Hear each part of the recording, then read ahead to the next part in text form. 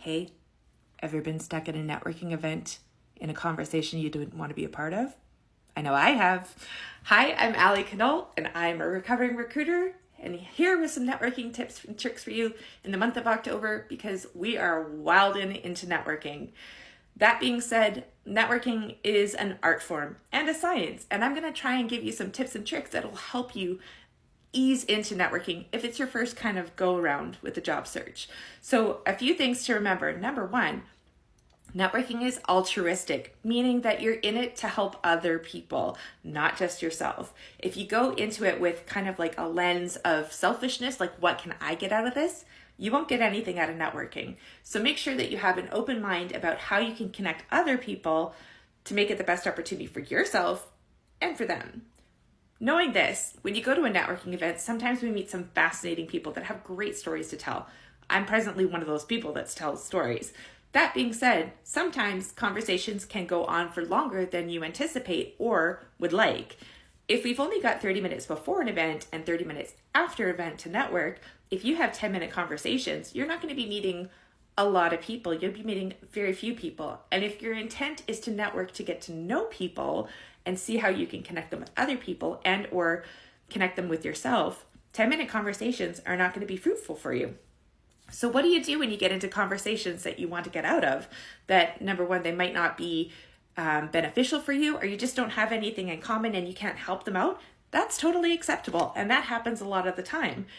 There are ways to leave a conversation that are graceful, and I'm going to give you these tips. So there's 3 tips that I have for you today. Number one, the first tip is ask for their contact information. It is a natural close to a conversation to ask them to follow up. So that being said, this would be a time to use it for somebody that has a fascinating company or somebody that you want to get to know more about what they do or their job is interesting, anything like that. If you ask for their information, you can gracefully end the conversation and then move on to the next person. It's a natural close to the conversation. So how this looks like is, hey, I really enjoy talking to you, and this is a fascinating subject. Could we connect so we can talk further about this? I want to know more about X, Y, and Z. Give them your business card or QR code, and then go from there. Great talking to you. I will catch up with you or I'll follow up with you tomorrow, next week, whenever your timeline is, and commit to it. So once you've got that done, you've got a natural close. You can gracefully exit and say, thanks so much. It was great talking to you. Perfect. Number 2, the close when you don't know what to say. So typically speaking, we talk about things that are of interest to us. And that goes beyond the small talk. Yes, it is knowing a little bit more about them, but it's also understanding that we're not talking about the weather unless that's really your jam and you're a meteorologist. We're not talking about sports teams unless you are networking at a sporting event and this is the main event for it all. So when you start to see that degradation of the conversation down into something that isn't about who these people are or what's important to them, that's a natural opportunity to go and say, you know, this is great talking to you. I'm going to go refill my drink, or I'm going to go check out the buffet, or if there's somebody else here that I want to meet up with, great connecting with you or great chatting with you. I hope to see you again. If you don't want to connect with them, if you do want to connect with them, see you point number 1. And number 3 is a little bit more of a heavy hitter type of networking tip. This happens when I go out to networking events because I have a lot of people that I know kind of what their goal is, their purpose.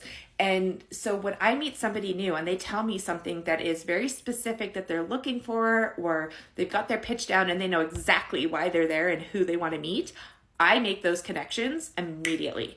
And I will actually grab that individual and say, come with me. I'm going to go introduce you to the person that you want to meet.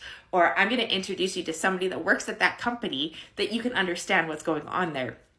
That is a way to leave the conversation, but also make a connection for somebody else. Trust me when I say this, if you make a long-lasting connection for somebody at a networking event like that, if it's helping them get a job, if it's helping them get a client, if it's helping them just further understand something, the people you connect will remember you. And that goes for anybody, not just recruiters or serial networkers or whomever. It goes for anybody. If you can make a connection for somebody else, they will remember you regardless of how awkward the introduction was or what the event was, it doesn't matter. So making those connections for other people that serves a purpose to them. Remember the altruistic reason that we're doing the networking? This is why it's important.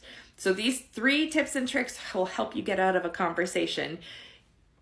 And if any of those don't work for you, there's always the tuck and go. Happy hunting.